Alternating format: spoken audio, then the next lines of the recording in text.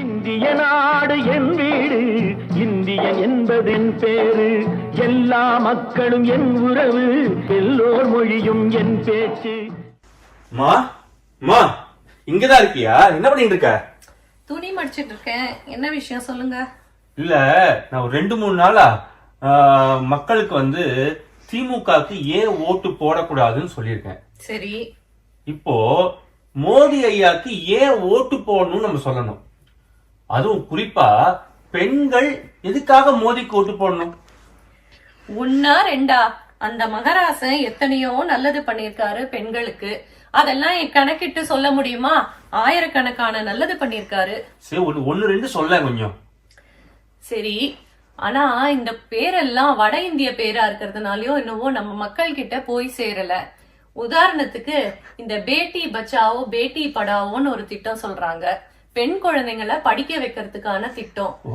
இதுல எத்தனை பசங்க பெண் குழந்தைகள் வந்து படிச்சு முன்னேறி இருக்காங்க, அதுக்கு எவ்வளவு அவர் வந்து பாடுபடுறாருன்னு யாருக்காவது தெரியுமா? நல்ல திட்டமா இருக்கே. அடுத்தது, அதுக்கப்புறம் நம்ம வந்து நகரத்துல இருக்கிற பெண்களுக்கு இதோட கஷ்டம் தெரியாது. ஆனா நீங்க கிராமத்துல இருக்கிற பெண்களை கேட்டு பாத்தீங்கன்னா அந்த கஷ்டம் என்னன்னு புரியும். என்னமா கஷ்டம்?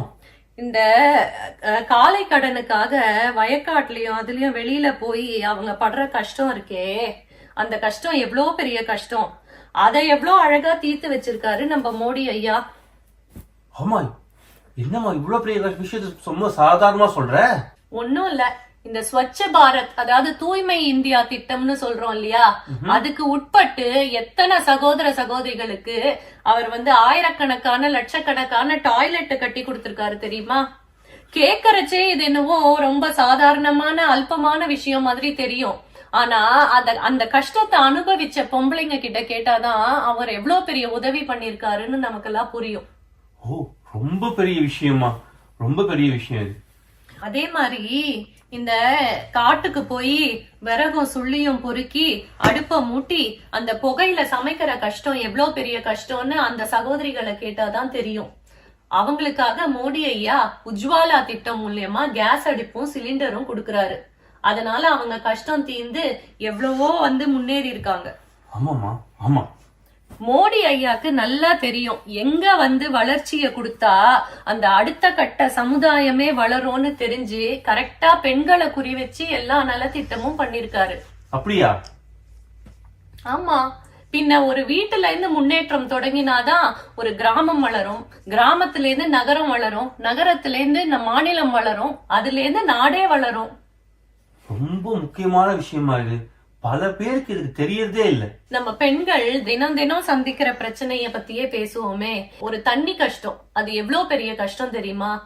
பெண்கள் வந்து இந்த வெயில்ல கால் கடுக்க நடந்து போய் குடத்துல ஒரு 2 குடம் 3 குடம்னு ஆத்துல இருந்தோ ஏரியில இருந்தோ கம்மாயில இருந்தோ தண்ணி எடுத்துன்னு வந்து கஷ்டப்படுறாங்களே, அந்த கஷ்டத்தை என்னைக்காவது நீங்க எல்லாம் அனுபவிச்சிருக்கீங்களா?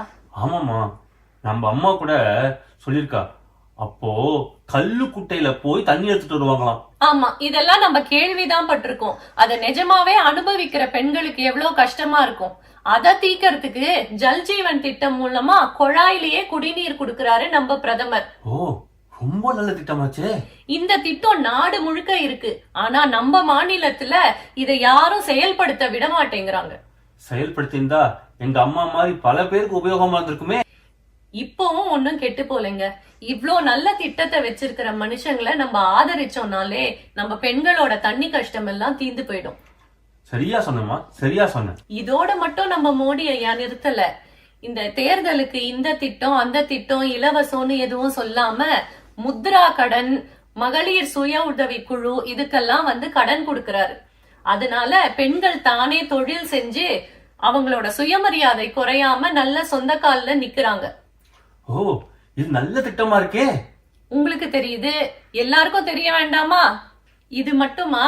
பெண்களுக்காக இவ்ளோ பண்ண அந்த மோடி ஐயா தான் பாராளுமன்றத்துல பெண்களுக்கு 33% இடஒதுக்கீட்டையும் கொண்டு வந்திருக்காரு. எல்லாரும் நான் செய்யறேன்னு சொன்னாங்களே, யாரான செஞ்சாங்களா? இவர் தான் செய்யறார். சரியா சொன்னமா, சரியா சொன்ன. மோடி ஐயா பெண்களுக்கு வந்து ஒரு தகப்பன் ஸ்தானத்துல இருந்து அவங்கள முன்னேற்றி இருக்காரு. அவருக்கு தெரியும் பெண்களின் வளர்ச்சி தான் இந்த நாட்டோட வளர்ச்சின்னு. அதனால அவரை ஆதரிச்சோம்னா இந்த நாடு ரொம்ப செழிப்பா இருக்கும்ன்றது எல்லா பெண்களுக்கும் புரிஞ்சுதுன்னா நம்ம நாடு கண்டிப்பா 2047 வல்லரசு ஆயிடும். அதுக்கு நம்ம என்னமா பண்ணணும்? இதுக்கு நம்ம பெருசா ஒண்ணும் பண்ண வேண்டாங்க. ஏப்ரல் 19 நம்ம NDA கூட்டணிக்கு தாமரை, மாம்பழம், பலாப்பழம், சைக்கிள் மற்றும் குக்கர் சின்னத்துல வாக்களிச்சாலே போதும். நம்ம நாடு தானா முன்னேறிடும். நம்ம மோடி ஐயா இந்த நாட்டோட தலைவர் மட்டும் இல்ல, இந்த நாட்டு பெண்களோட தகப்பன். அவரை நாங்க ஜெயிக்க வச்சே தீருவோம். வந்தே மாதரம் என்போம், எங்கள் மாநில தாயை வணங்குதும் என்போம். வந்தே மாதரம் என்போம்.